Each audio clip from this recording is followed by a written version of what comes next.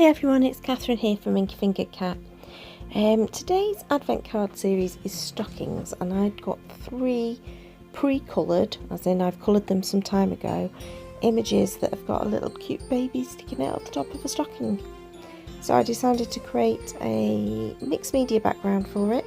So you're seeing that I've applied 3 different colours of paint really simply using the brayer, then doing a pick-up, almost a monoprint to take some of the paint off again. And now I'm stamping onto that background. I am only using dye-based ink, so I'm not expecting it to be a permanent finish.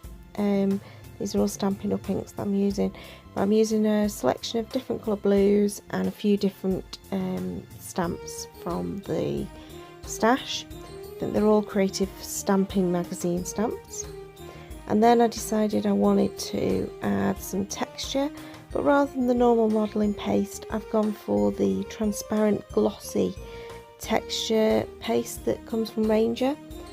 Now, I did attempt to dry that. Not a good idea. Apparently you're not meant to dry it with a heat tool, so I did realise that after a little while. So I left it off to dry, and then I concentrated on my little stocking images. So here you see that they're really cute little images. And these are digital stamps that I've had for ages, and I've coloured them with my colouring pencils. Oh, here you go, this is me trying to dry it, to try and speed it along, but all that happens is it bubbles and it lets off a really unpleasant smell. So at this point I thought, nope, I'm going to leave it. So on the little stockings, what I should have said, what I've done, was I added flock to the blue one, just around the white edge, and then I used Wink of Stella to add sparkle to the green and the red one.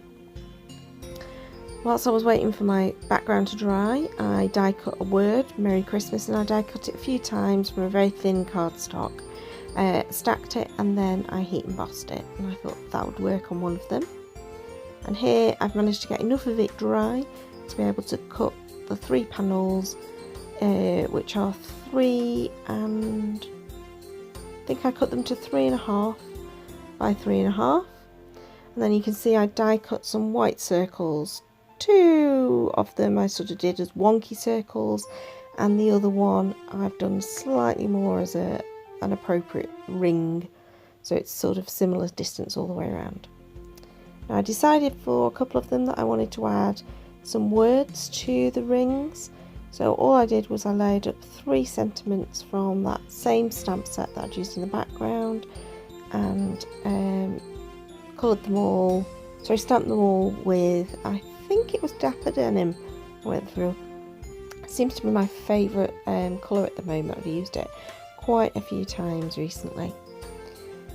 So I did the same to 2 of the rings and just added those. And I'm just going to stack them up and put some acrylic block on top just to try and flatten them down. And the white, the ring one I kept as a plain ring.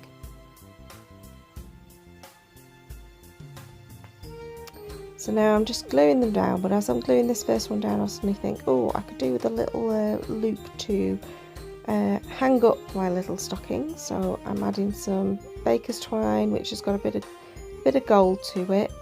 And this one's like a little bit messy in the way I apply it. The second and third I used some tape to just take that down into place first, before I then added the glue onto it, and then added it to my card.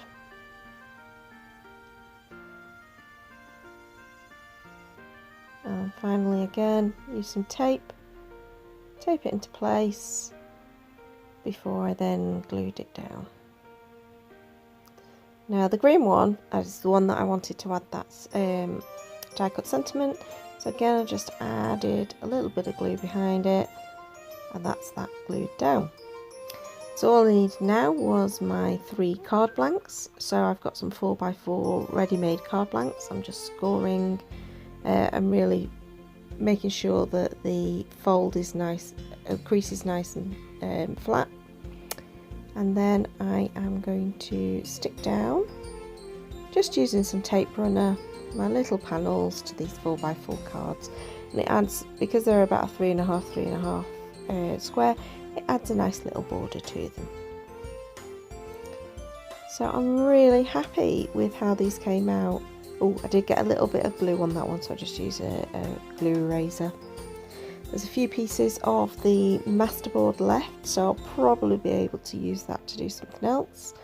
But love the fact that you've got the little flocked one here, and you can just about make that out on the photograph. And lots of shine coming through from the background with the stencil. And I really like that text on the ring, which makes it into its own little pattern paper. And then I love the very sparkly little hat and stocking with the glittery die cut word.